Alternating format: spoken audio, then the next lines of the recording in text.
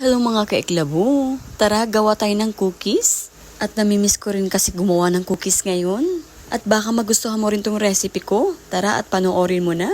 Meron akong 1 cup na unsalted na butter. Lalagay rin tayo dito ng 1 cup na granulated sugar at saka 1 cup na brown sugar.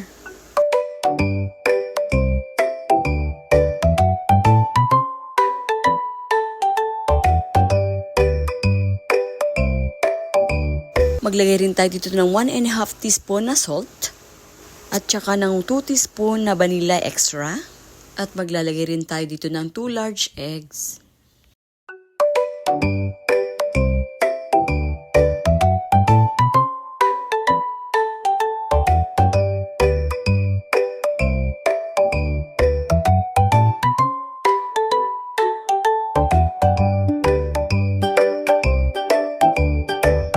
Pagkatapos ka natin mahalo, maglagay rin tayo dito ng 1 teaspoon na baking soda. At sinunod ko na rin nilagay yung ating 3 cups na all-purpose flour.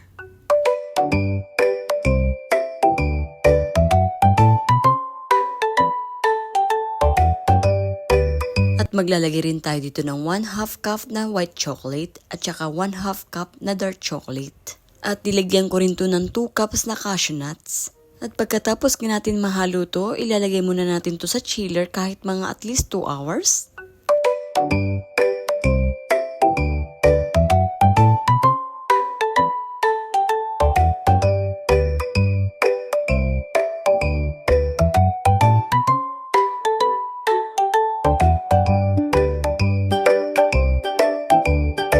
At since medyo malaki yung aking ice cream scooper, hinati ko nga to sa 2.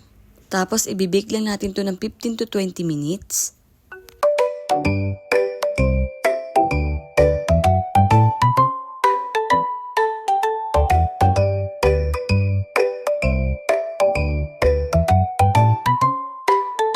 At ito na nga yung ating cookies. Kung nagustuhan mo nga yung aking video, paki-like and share naman. Salamat po sa panonood. Sa ulitin. Wow, super yummy naman ang cookies na to.